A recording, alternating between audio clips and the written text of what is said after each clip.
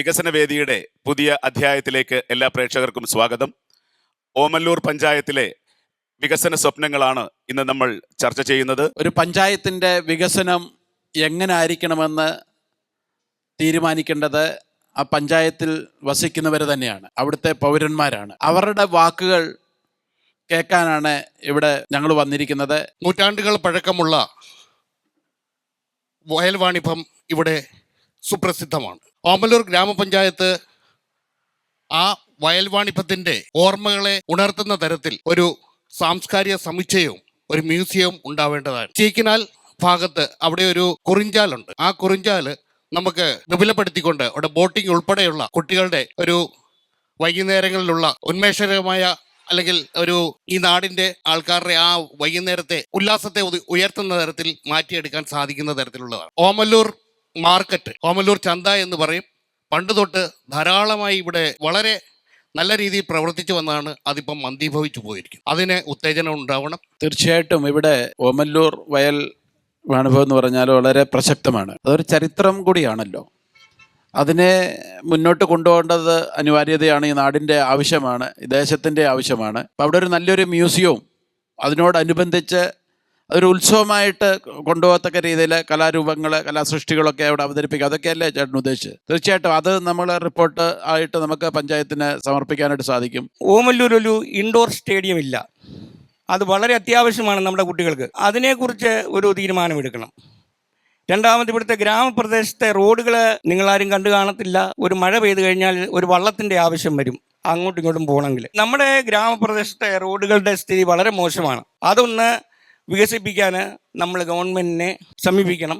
അതിന് വേണ്ടത്ര ആനുകൂല്യങ്ങൾ അവർക്ക് ചെയ്തു കൊടുപ്പിക്കണം. സ്റ്റേഡിയം എന്ന് പറയുന്നത് കുട്ടികളുടെ തീർച്ചയായിട്ടും കാർഷിക വിപ്ലവത്തിനോടൊപ്പം തന്നെ കായിക വിപ്ലവം പത്തനംതിട്ടക്കാർ സൃഷ്ടിച്ചിട്ടുള്ളതാണ്. നിരവധി പ്രതിഭകളെ വാർത്തെടുത്തിട്ടുള്ളതാണ്. ഇന്ന് സ്റ്റേഡിയത്തിൻ്റെ ലഭ്യത കുറവ് മൂലം കുട്ടികളൊക്കെ മൊബൈലിലൊക്കെ അഡിക്റ്റ് ആവുകയും മദ്യത്തിനും മയക്കുമരുന്നിനുമൊക്കെ അടിമപ്പെടുന്ന ഒരു സാഹചര്യത്തിൽ അതിനും പ്രാധാന്യമുണ്ട്. അതും നമുക്ക് മുമ്പോട്ട് വെക്കാവുന്നതാണ്. മഞ്ഞിനിക്കര പള്ളി എന്ന് പറയുന്ന ഈ ലോകം തന്നെ അറിയാവുന്ന ഇന്ത്യയിലെ പല രാജ്യങ്ങളിലുള്ള ആൾക്കാരും ജോലി ചെയ്യുന്നവർക്കും അറിയാവുന്നൊരു വലിയ മഹത്വപരമായ പള്ളിയാണ് മഞ്ഞിനിക്കര പള്ളി. അവിടത്തേക്ക് നടന്ന ആൾക്കാർ ദൂരെ നിന്ന് വരുന്നു, ഇവിടെയുള്ള ഭക്തന്മാർ പോകുന്നു, ജാതിമതം നോക്കാതെ ആൾക്കാർ പോകുന്നു. ഈ സ്ഥലത്തിലെ എല്ലാ വർഷവും അദ്ദേഹത്തെ ആ ബാവയെ കാണാൻ വേണ്ടി ഇവിടുന്ന് ആൾക്കാർ പോകാറുണ്ട്.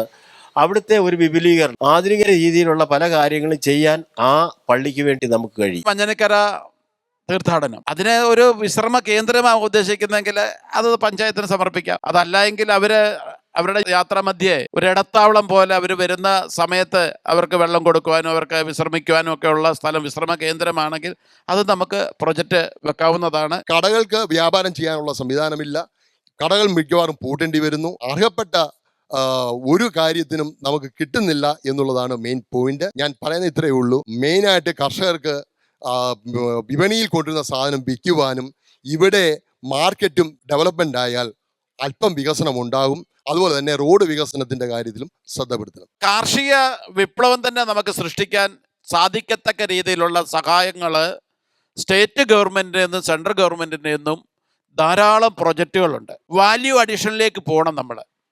നമ്മുടെ ഉൽപ്പന്നങ്ങളുടെ മൂല്യവർദ്ധനവ്, അതിനെ എങ്ങനെ അതിൻ്റെ മൂല്യം വർദ്ധിപ്പിക്കാം, അതിൻ്റെ ബൈ പ്രൊഡക്ട്സിലേക്ക് നമുക്ക് പോയി ചെറുകിട വ്യവസായങ്ങളിലൂടെ ചെറിയ ചെറിയ സംരംഭങ്ങളെ തുടങ്ങിക്കൊണ്ട് അതിൽ നമുക്ക് വില നിശ്ചയിക്കാനായിട്ട് സാധിക്കും. സാഹിത്യ രംഗത്തും സാംസ്കാരിക രംഗത്തും നടന രംഗത്തും ഒക്കെ തന്നെ കേരളത്തിലെ ഏറ്റവും വലിയ പ്രതിഭാധനരായിട്ടുള്ള ആളുകളുണ്ടായിരുന്ന പഞ്ചായത്താണ് ഓമല്ലൂർ. ആദ്യത്തെ മലയാള സിനിമ നടി ഓമല്ലൂർക്കാരിയാണ്. ശ്രീചിത്തിര സംഗീത കോളേജിൻ്റെ ആദ്യ പ്രിൻസിപ്പൾ ഓമല്ലൂർക്കാരിയാണ്. ശില്പ നിർമ്മാണത്തിൽ രാഷ്ട്രപതിയിൽ നിന്ന് അവാർഡ് വാങ്ങിച്ച ആളും ഈ ഓമല്ലൂർക്കാരിയാണ്. പ്രതാപേന്ദ്രൻ എന്ന് പറയുന്ന സിനിമാ നടൻ ഓമല്ലൂർക്കാരനാണ്. ക്യാപ്റ്റൻ രാജു ഓമല്ലൂർക്കാരനാണ്. സാഹിത്യ രംഗത്തും നാടരംഗത്തും പ്രതിഭയായിരുന്ന ഗോപി കോട്ടിരത്തും ഓമല്ലൂർക്കാരനാണ്. പക്ഷേ ഇത്രയൊക്കെ സാഹിത്യ സാംസ്കാരിക നായകന്മാരുള്ള പഞ്ചായത്തിൽ ഒരു സാംസ്കാരിക കേന്ദ്രമില്ല എന്നുള്ളത് ഏറ്റവും പ്രധാനപ്പെട്ട ഒരു കാര്യമായിട്ട് ഞാൻ സൂചിപ്പിക്കുന്നു. ഒരു ചെറിയ മഴ പെയ്താൽ ഓമല്ലൂർ മാർക്കറ്റ് വെള്ളക്കെട്ടാണ്. അതിന്റെ പ്രധാനപ്പെട്ട കാരണം ഓമല്ലൂർ കുരിശുമൂട് മുതൽ ഉഴുവത്ത് വരെയുള്ള ഏതാണ്ട് വരുന്ന ഒരു 1/2 കിലോമീറ്ററിനകത്ത് 7 വലിയ കലുങ്കുകൾ ഉണ്ടായിരുന്നു. ആ 7 കലുങ്കിന്റെ സ്ഥാനത്ത് നിന്ന് ഒരു കലുങ്ക് മാത്രമേ ഉള്ളൂ. അപ്പോൾ വരുന്ന വെള്ളം, കാരണം എല്ലാവരും വയൽ നികത്തി കഴിഞ്ഞു, വെള്ളം സ്റ്റോർ ചെയ്യാനുള്ള സ്ഥലങ്ങളില്ല. വരുന്ന വെള്ളമെല്ലാം തന്നെ ഇവിടെ ഒരു ചെറിയ മഴ പെയ്താൽ തന്നെ ഓമല്ലൂരിൽ 2 ആൾ വെള്ളം വന്ന് കഴിയും. ഓരോ വെള്ളം കയറുന്ന സമയത്തും വലിയ ഈ നീതി സ്റ്റോറിൻ്റെയും മറ്റ് ഗോഡൌണിൽ നിന്നൊക്കെ സാധനങ്ങൾ മാറ്റുന്നതൊക്കെ അവർക്ക് വലിയ അധ്വാനമാണ്. ബാങ്കുകാർക്ക് അവരുടെ രേഖകൾ മാറ്റുന്നതൊക്കെ അധ്വാനമാണ്. അതുകൊണ്ട് ഓമല്ലൂർ പഞ്ചായത്തിലെ ഈ നിലയിൽ പോവുകയാണെങ്കിൽ കച്ചവടക്കാർ ഇവിടുന്ന് പോകും. കാരണം അവരുടെ നിലനിൽപ്പിൻ്റെ പ്രശ്നമാണ്. അതുകൊണ്ട് ഇപ്പോൾ അടച്ചിട്ടുള്ള ഓമല്ലൂർ കുരിശുമൂട് മുതൽ ഉഴുപത്തി വരെയുള്ള 7 കലുങ്കുകൾ, വലിയ കലുങ്കുകൾ അടച്ചിപ്പോൾ 1 മാത്രമാണ്. അത് പുനഃസ്ഥാപിച്ചു കഴിഞ്ഞാൽ നിശ്ചയമായിട്ട് ഓമല്ലൂർ മാർക്കറ്റിലെ ഈ വെള്ളത്തിന്റെ പ്രശ്നം അവസാനിപ്പിക്കാൻ കഴിയും. ഒരു സാംസ്കാരിക നിലയം തീർച്ചയായിട്ടും അനിവാര്യമാണ്.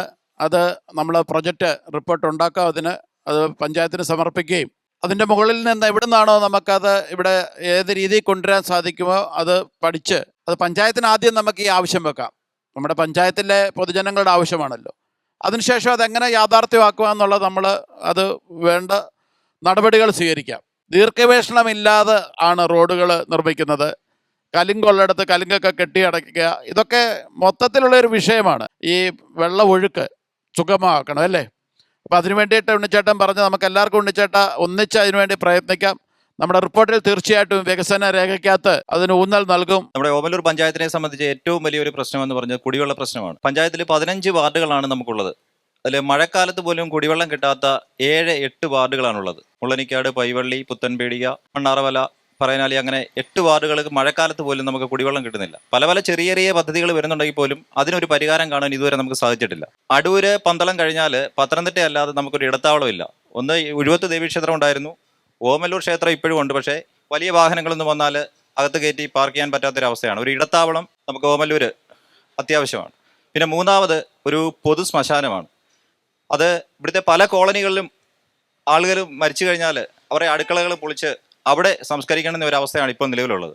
അതിന് പഞ്ചായത്ത് ഒരു സ്ഥലം കണ്ടെത്തി ഒരു പൊതു ശ്മശാനം നിർമ്മിക്കണമെന്ന് വളരെ അത്യാവശ്യമാണ്. കുടിവെള്ള പ്രശ്നം, അതുപോലെ തന്നെ ശബരിമല ഇടത്താവളം, ഇതുപോലെയുള്ള വിഷയങ്ങളാണ് അദ്ദേഹം പറഞ്ഞത്. ജലജീവൻ പദ്ധതിയിൽ കുടിവെള്ളം ഇല്ലാത്തടത്ത് കുടിവെള്ളം എത്തിക്കുക എന്നുള്ള ഒരു പദ്ധതിയാണ്. 100% ഗവൺമെൻറ് ഓഫ് ഇന്ത്യയുടെ പദ്ധതിയാണ്. ഇതിനു വേണ്ടിയിട്ട് ശ്രമിക്കുകയും അതിന് പരിഹാരം കണ്ടില്ലെങ്കിൽ അടുത്ത പോംവഴി എന്താണ്, വെള്ളം അവിടെ എത്തിക്കാൻ വേണ്ടി പുതിയ ടാങ്ക് നിർമ്മിച്ച് ജലം അവിടെ എത്തിക്കുവാനുള്ള ഒരു പദ്ധതി അത് പഞ്ചായത്തിൻ്റെ ശ്രദ്ധയിൽ നമുക്ക് ഉൾപ്പെടുത്താൻ സാധിക്കും. തീർച്ചയായിട്ടും ഒരു പൊതു ശ്മശാനം അത് മാൻഡേറ്ററി ആണ്.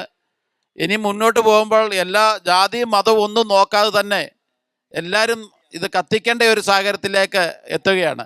മണ്ണും ജലവും ഒക്കെ മലിനമായിരിക്കുകയാണ്. അപ്പം ക്രിമേഷൻ സെൻറ്റർ ഒരു കോമൺ ആയിട്ട് മോഡേൺ ക്രിമേഷൻ സെൻറ്റർ അതിനെല്ലാ സാധ്യതയുമുണ്ട്. അതിനു വേണ്ടിയിട്ട് നമുക്ക് പഞ്ചായത്തിനെ പ്രഷറൈസ് ചെയ്യിക്കുകയും അത് അടുത്ത തലത്തിൽ നിന്ന് എങ്ങനെയാണ് എവിടെ നിന്നാണത് അതൊക്കെ ഫസ്റ്റ് പ്രയോറിറ്റൈസ് ചെയ്ത് തന്നെ നമുക്ക് മുന്നോട്ട് പോകാനായിട്ട് സാധിക്കും. ശബരിമല ഇടത്താവളത്തിനായിട്ട് റവന്യൂ ഭൂമിയുടെ ഒരു 3.5 ഏക്കറോളം വസ്തു നമുക്കുണ്ട്. അത് ഏറ്റെടുത്ത് അവിടെ നല്ല രീതിയിൽ ഇടത്താവളമാക്കാൻ സാധിക്കുന്ന തരത്തിലുള്ളതാണ്. അത് പുലിപ്പാറ മല എന്ന് പറയുന്ന സ്ഥലത്താണ്, പൈവള്ളി ഭാഗത്താണ് ആ സ്ഥലം സ്ഥിതി ചെയ്യുന്നത്. അങ്ങനെ ഒരു സ്ഥലമുണ്ടെങ്കിൽ അത് എളുപ്പമാണ് നമുക്ക്. അപ്പോൾ അത് പഞ്ചായത്ത് കമ്മിറ്റിക്ക് സമർപ്പിക്കാം നമുക്ക് ആ റിപ്പോർട്ട്. വികസന വേദിയുടെ ഈ എപ്പിസോഡ് ഇവിടെ പൂർണ്ണമാവുകയാണ്. ഇതിലെ പങ്കെടുത്ത എല്ലാ പ്രേക്ഷകർക്കും നന്ദി, നമസ്കാരം.